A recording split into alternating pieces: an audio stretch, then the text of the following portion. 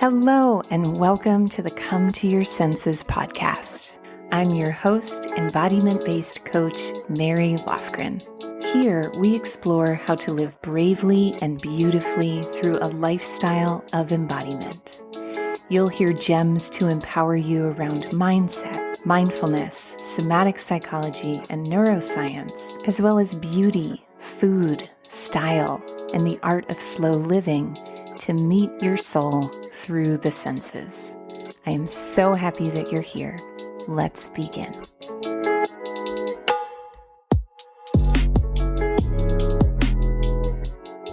Hello, everyone, and welcome to Come to Your Senses. So excited to be here with you today with a freshly inspired episode. Just this morning, I was running around in that consciousness and mindset that if I just get more done, then I can relax. You know, that part of self that wants to use adrenaline and cortisol and overproductivity in order to create a sense of satisfaction, which, for me, just ends up making me feel like a hamster on a perpetual wheel. And thankfully, I'm a certified feminine embodiment coach, and I've been doing this for 20 years, this whole embodiment shtick, and I have some tools in my toolbox. And so when I went into my office, I, again, was feeling that pressure to just sit down and make my fingers into lasers on the keyboard and get everything done. And that is perhaps the biggest cramp to my creativity, is that pressure to make something happen. And I've learned that when that's happening, usually what's going on inside is that my life force is trapped in these tight corners of my mind. And my mind is kind of top heavy. My mind goes full Dolly Parton. And the rest of my body becomes atrophied in terms of its sense of spiritual aliveness. And that what's needed in those moments is not necessarily for the mind to ripple its shining biceps in the sun, but instead to disperse some of that intensity of life force in the mind to the fullness of my being through movement and ritual. And that's exactly what we're going to talk about today. I've talked about ritual a few times on this podcast. I mean, really, this podcast is about ritual. It's about taking these everyday moments and bringing magic into them through the arts of embodiment. But I'm not a big bust out the crystals on the full moon kind of person. I do it now and then. But ritual really intimidates me. And lately, I have been practicing on how to really simplify my relationship to ritual, because ultimately, ritual is how we pray using our senses.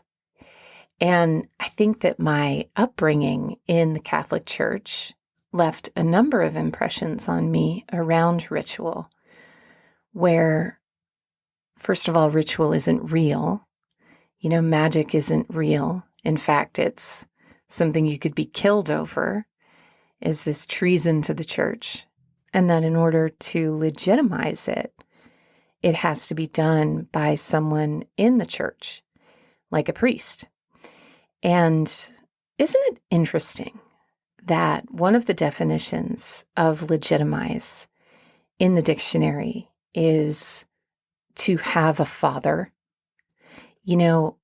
I really do a lot of reflecting on words and vocabulary and the way that they are the keystones for meaning in our world. And legitimate, if you think about an illegitimate child, it's thought of as a child who doesn't have a declared father. And similarly, sometimes I feel like my rituals are illegitimate because I don't have the approval of some outside source. And today, I'm going to share with you some gems on how I am reorganizing ownership of my own powers of spiritual magnetism through reclaiming a natural, intuitive knowing of how to create ritual, and share with you some ways that you can bring this into your own life. So there will be some suggestions and things to inspire you, ways you can go about ritual in your life, but there will also be gems on how to shed some of the old, dry scales of conditioning that tells us that spiritual power exists in the hands of someone or something outside of us, and to help to awaken some of that intuitive, embodied knowing within you. So let's dive in to our gems. We're going to take a brief intermission because there is something I'm so excited to tell you about. I recently opened my books for new coaching clients for the first time in almost a year. And as one of my beloved Inner Circle listeners, I wanted you to be the first to know that when you join Embodied Intelligence Coaching before June 6th, you will receive a $500 savings as well as a brand new home design bonus called Divine Design. If you love what you hear on this podcast, I invite you to imagine the possibilities of dropping into a fully supported 12-week coaching experience that arouses your desires and floods your life with focused, transformative support. Let's reclaim the life force trapped in the tight corners of your mind and pour it through the unstoppable magnetism of your body. Head to schoolofsensualliving.com/coaching to awaken the magic of your body today. And so where we're going to begin with our gems is with that keystone of language when it comes to ritual, which is the word. And some synonyms for ritual. And I invite you, as I share these, to just see where and how these land in your body and what thoughts, feelings come up following them. Some synonyms for ritual are ceremony, rite, formality, liturgy, sacrament, celebration, routine, worship, and rite of passage. So one of the things I love about my very Catholic religious upbringing, or loved, was the aspect of ritual, and particularly the ritual of sacrament. I remember making my first communion, and I think I went to church every single day for like 2 weeks so that I could receive the host. In the Catholic Church, there's, transubstantiation, and the host or the bread becomes the body of Christ, and you eat it and you are filled with Christ essence. And I just thought that was the coolest thing ever. And I felt like it was a similar feeling to when I was 17 and I first got my driver's license and I just wanted to drive everywhere. There was an aspect of growing up that I felt. Same thing with my confirmation. And when I was confirmed, looking back on it now, it's really interesting the way that Christianity has snuffed out or stolen the aspects of ritual, like placing a hand on someone's back and having an incantation read. And now all of a sudden that person is changed and confirmed. And yet witches and magic aren't real. It's just interesting to think about. But the etymology of the word ritual comes from writ or rite. And there's a couple of different ways to define that, but my favorite is simply habit. So I share that with you because, again, ritual can sometimes seem somewhat formal, and yet making your coffee in the morning, if you do that every day, is a ritual. Brushing our teeth is a ritual. I have a client who every morning she stirs her prayers into her coffee and does a magic stirring method that she made up in order to enchant her cup of coffee. I have some clients who have made me custom perfumes over the years. And when I need a little bit of extra luck, I wear those perfumes behind my ears and I take them with me. And these are traditions, ceremonies, moments that activate that sixth sense within. So today we're going to talk about how to bring the senses into how you pray, how you call upon the divine, how you magnetize things into your life. But ultimately, what all of these things are designed to do is to awaken the magic of your own intuition through your body. And so with that, let's dive into our gems. The first gem is that every aspect of the ritual, including the preparation, is the ritual. So this past weekend, I went and visited my dearest friend, Julie, and she has a massage / astrology / sex coaching / movement studio in Sag Harbor, New York, called Need and Seed. And it is the most special place.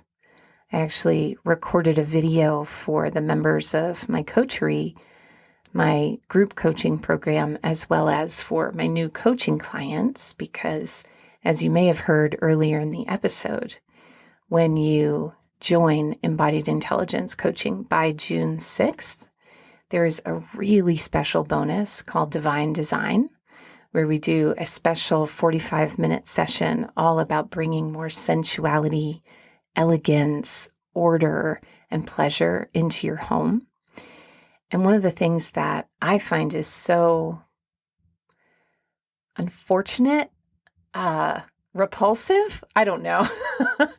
Whenever I'm at the gym, I watch HGTV. They have it playing up on the screens and, they show people's homes and there's this dramatic transformation. And I have to say, every time I watch one of these transformations, I just feel like, oh, where is the soul in this place? Like, I prefer the before, because even though the before was not as aesthetically matched up, you could see at least the people who lived there in that space.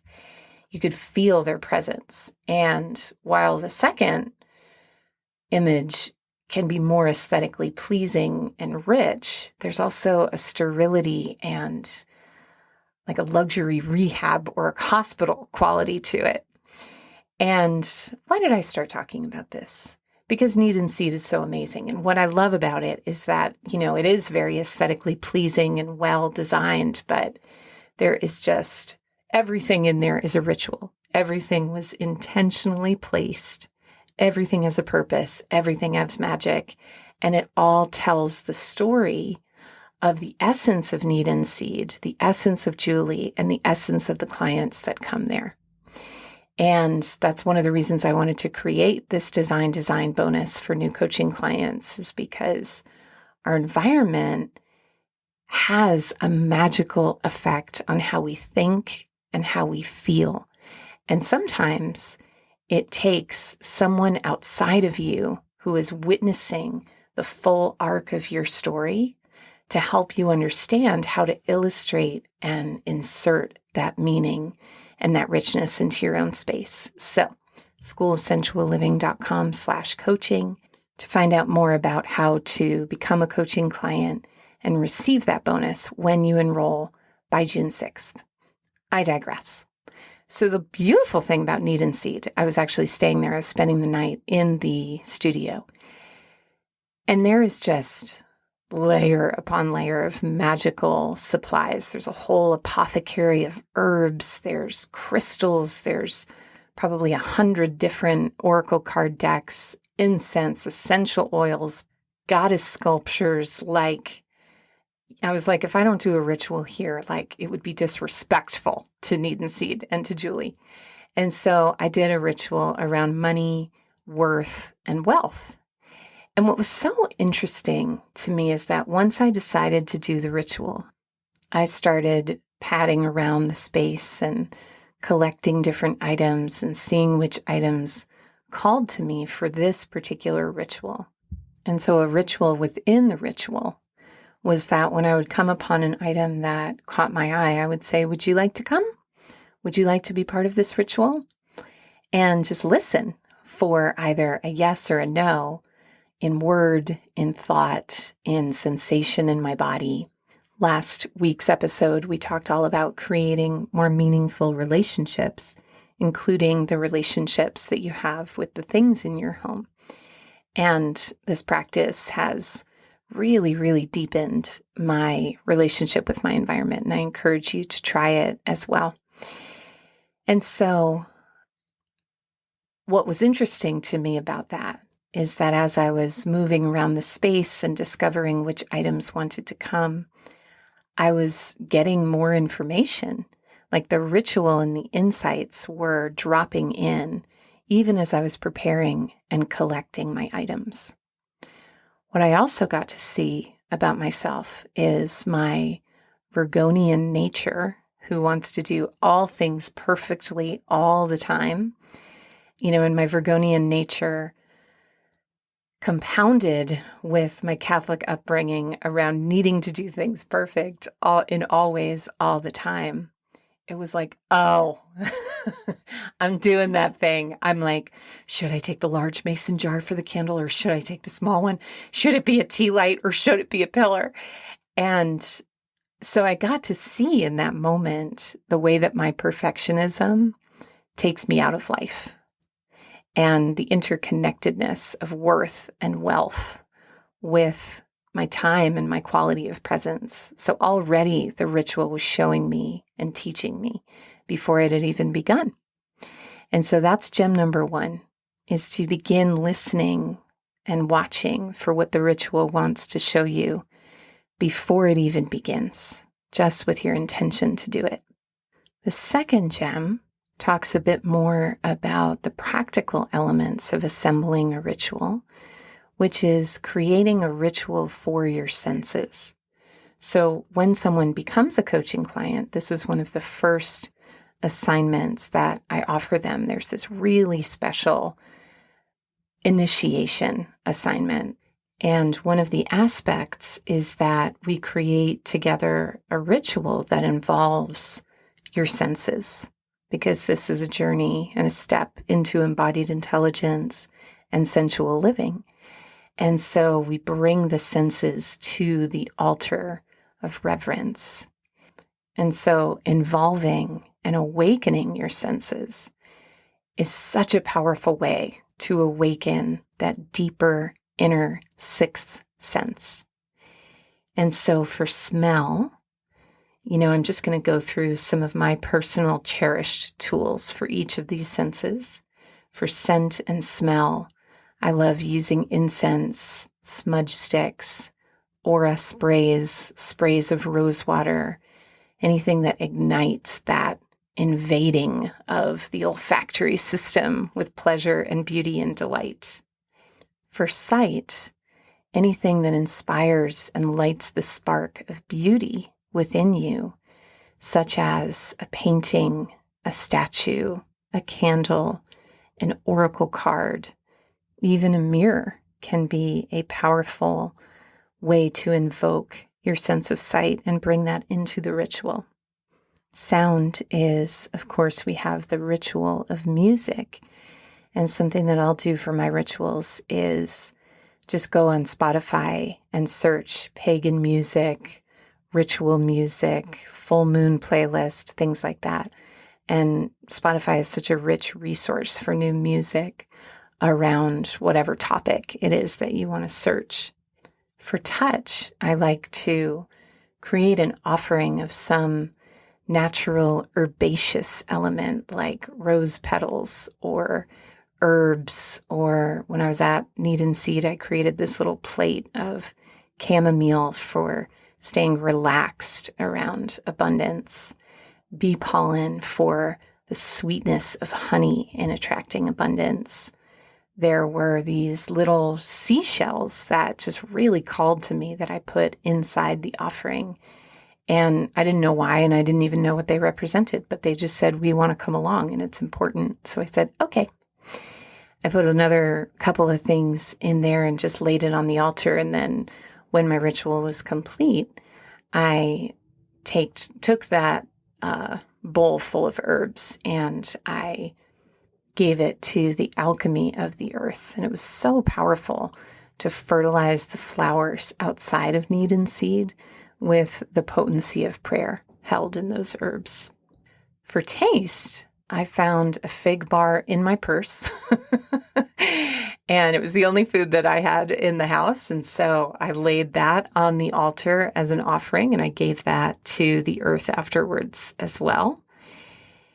And finally, all of these aspects, if you want to put them on an altar, if you want to use them to create the sacredness of space through your senses, these are all powerful ways to open the portal of ritual. But let's talk a little bit about our third gem, which is the actual content of the ritual. And I'd love to share with you a special ritual that is one of my go-tos called 3-Card Story. This is something that I learned from my friend Rochelle Sheik and her movement practice of Koya, which we talk about a lot here on the podcast. And I want to just share with you a few words from the Koya website, and I'll drop a link to this article in the show notes of how to do your own 3-card story. One of the 3 essences of a Koya is that everything is within. The labyrinth inner journey we all take to this place can be understood in 3 parts: dancing towards our center where all truths lie, arriving at this sacred revelatory place, and then finding a way to carry the wisdom we unearthed there back out into the world with us. One way to actively work with this process is the 3-card story ritual, an introspective process learned by Rochelle during her training with the 4 Winds Society. And I'll just summarize the process of a 3-card story, which is assembling your supplies, having everything that you need, your paper, your journal, your pen, any sacred objects that you want to have while you are performing this ritual. And then either a card deck or multiple card decks like oracle cards or tarot cards. And kind of the process is that you choose 3 cards and you place them face down. And you write in your journal a sentence such as, once upon a time, there was a woman or a man or a person who knew she was wild or who forgot how to dance. In my personal 3-card story, I used the opening line. I have my journal right here, so I'm going to flip to it. Once upon a time, there was a woman who owned her worth.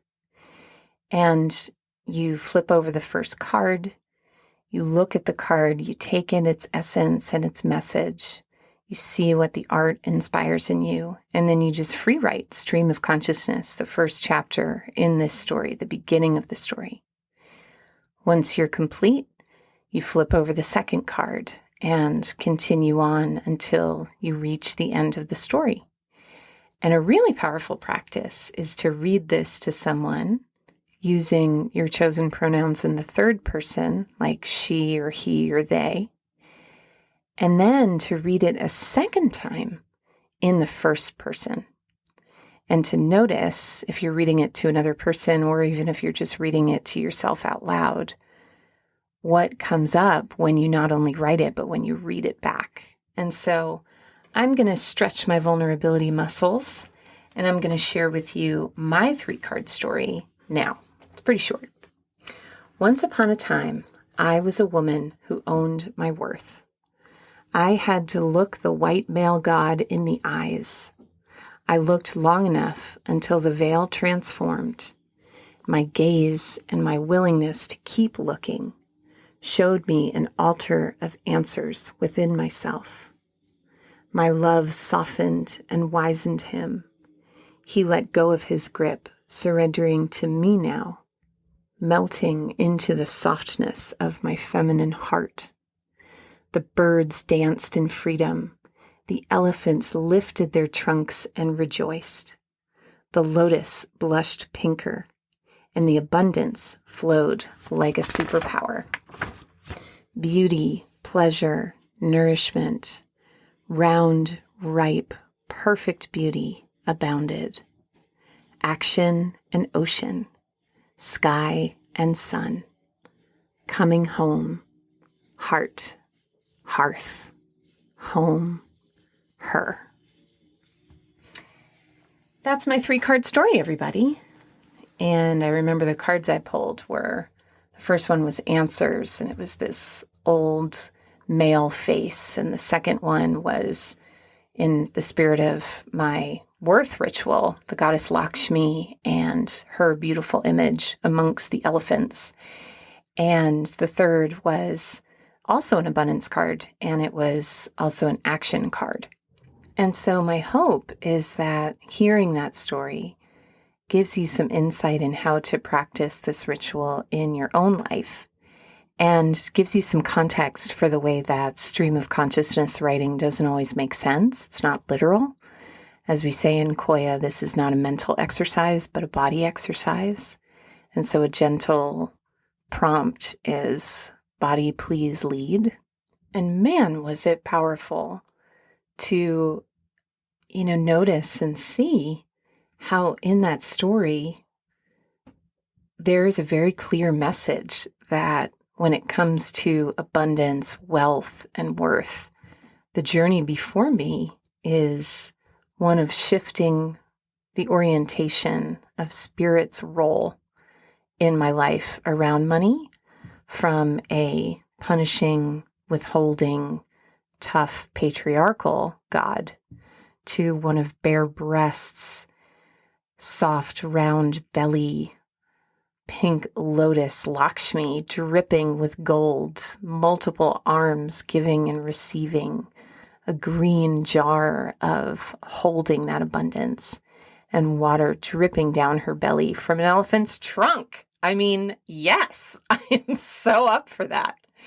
And I'm so excited to see what unfolds as I take that message into my body and my cells and the space between my thoughts and allow it to ripple out into my life.